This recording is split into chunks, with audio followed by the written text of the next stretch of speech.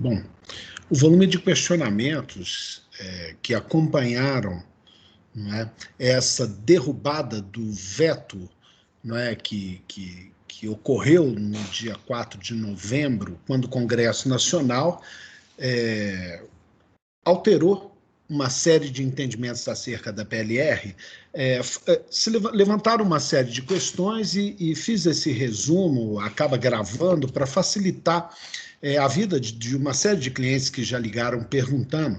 Mas o que aconteceu foi que o Congresso derrubou o veto parcial, número 26/2020, que tinha feito o governo federal tinha feito, o presidente da República tinha feito aos dispositivos da Lei 14.020, também de 2020, que tratava da prorrogação do regime de desoneração previdenciária da folha de pagamento e tinha alguns dispositivos sobre a questão da PLR. É sabido, a questão da PLR vinha tomando um entendimento altamente restritivo do fisco, a meu ver, invadindo conceitos trabalhistas, né, e de uma forma restritiva ao que dispunha a lei, haviam gerado uma série de autuações.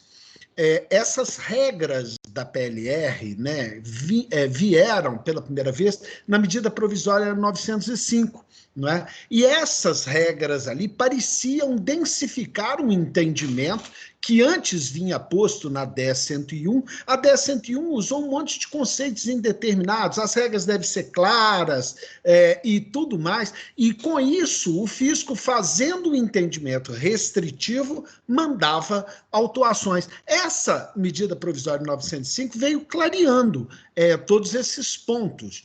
O que acontece é que antes de perder sua validade, a MP 955 revogou a MP 905, porque não havia mais condição de prorrogá-la, e se não o fizesse, não poderia mais ser editado nenhuma medida provisória sobre o tema. Não é? Mas essas normas foram ressuscitadas no processo de conversão da medida provisória 936 de 2020. E, por ocasião da conversão em lei dos dispositivos dessa medida provisória, não é? Alguns artigos foram ressuscitados, alguns artigos da MP 905 foram ressuscitados, e creio eu com alguma minoria. Por exemplo, na medida em que ela dizia que as normas eram puramente interpretativas, e creio eu, são interpretativas, não é? Esse dispositivo específico que fala que é interpretativa as normas não foi derrubado o veto, né? Então, com isso, ele ficou afastado, mas essa densificação foi derrubado o veto, né? O presidente havia dito que não guardava pertinência temática e havia renúncia de receita, né? Não havia renúncia de receita porque era uma questão que estava sob júdice. E se é uma res dúbia em discussão judicial, esse argumento de que há renúncia de receita não pode se aplicar. Não é? Ninguém sabe qual era o direito, e muito pelo contrário, o que se crê é que havia um abuso do fisco. Não é? O resultado é que, com a derrubada do veto presidencial, além daqueles 17 setores da economia, não é, que vão poder contribuir sobre a receita bruta até dezembro de 2021, retornam uma série de dispositivos da PLR que eu friso. A PLR é prevista constitucionalmente. A Lei 10.101 densifica a não incidência tributária e, sobretudo, de contribuições previdenciárias por sobre a PLR.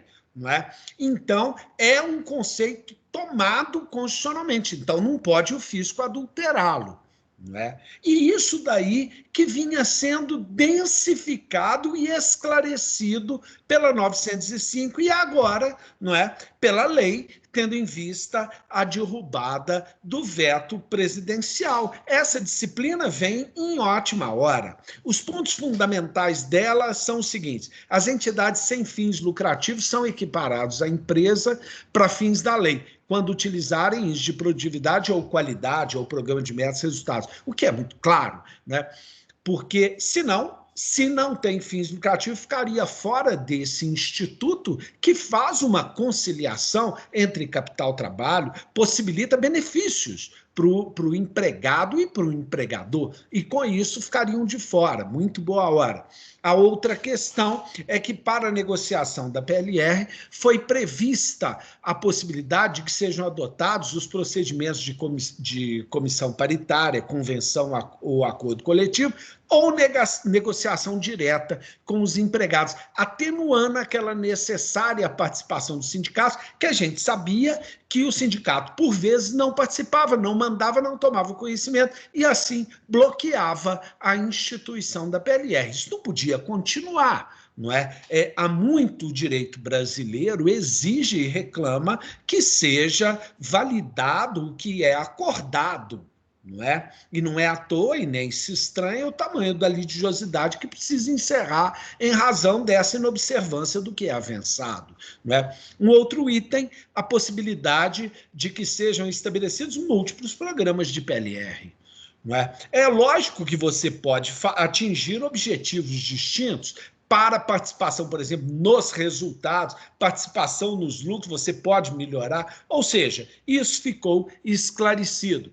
Uma outra questão, a garantia do respeito, né, à autonomia de vontade, especialmente na fixação de direitos e regras dos programas de PLR, inclusive no que se refere à fixação dos valores e à utilização exclusiva de metas individuais, deixando claro que você não precisa fazer homogêneo para todos, tudo igualzinho, mas pode estabelecer metas individuais. É irrealístico e deixava o Instituto com pouco uso as determinações ou entendimento no sentido contrário. A outra questão é que o conceito de regras do programa de PLR, né, e são considerados como previamente estabelecidos aqueles assinados antes do pagamento da antecipação ou firmado com antecedência mínima de 90 dias, quando pago de uma só vez, sem a necessidade do que a Receita exigia, que tivesse sido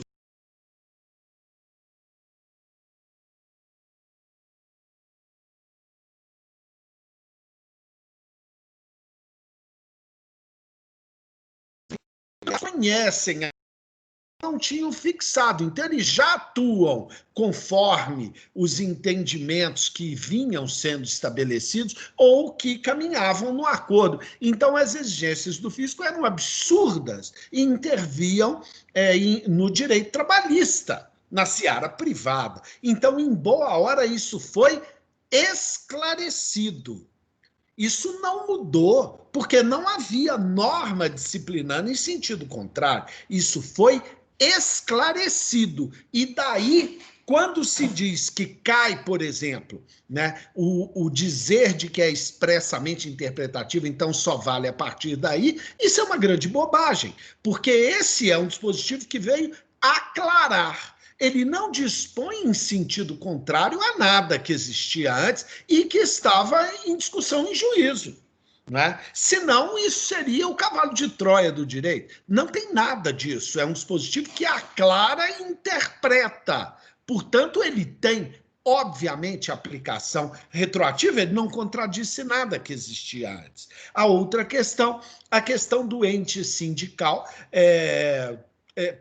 deve indicar agora, né, o representante com prazo máximo de 10 dias corridos após notificação por escrito da comissão paritária. Passado esse prazo, tudo ok, né, poderão ser iniciadas e concluídas as tratativas. Isso a própria jurisprudência já vinha aceitando. Portanto, vejam que esse é apenas uma norma que densifica, esclarece, interpreta um sentido para um dispositivo que é previsto, mais uma vez eu ressalto, constitucionalmente. Né? Daí não existe essa questão da Receita dizer que só vale a partir de agora. Né? De uma outra, em outro dispositivo, aparece que somente devem ser invalidados de maneira individual os pagamentos realizados em desacordo com a norma. não é? Em quantidade superior a 2 vezes ao ano, ou intervalo inferior a 3 meses, por exemplo, se estabelecidos o acordo, só o que estiver fora. E antes eles invalidavam tudo, que também é um grande absurdo, né? E mostra a desproporcionalidade do procedimento do fisco, não é?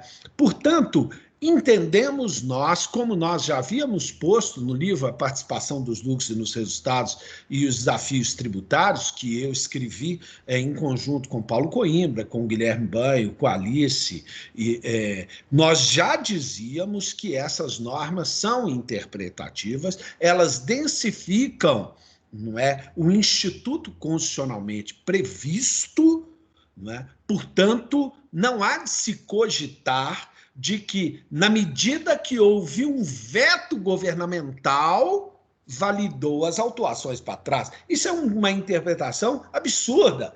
Falar assim, a questão está sob júdice, está na maior briga, teve um veto numa norma que queria esclarecer e dizia expressamente isso. Vetou expressamente, validou para trás? É claro, claro que não. Há de se avaliar a natureza jurídica do resultante, não é? Da norma resultante, e a toda clareza ela vem aclarar e interpretar um dispositivo constitucional e afastar um entendimento restritivo do fisco que minimizava um instituto constitucional em contradição com o mandamento constitucional que o coloca como um direito dos trabalhadores. Portanto, entendemos que o entendimento a se prevalecer é de que as normas são meramente interpretativas e nos colocamos à disposição para quaisquer outros esclarecimentos. Muito obrigado e boa noite para todos.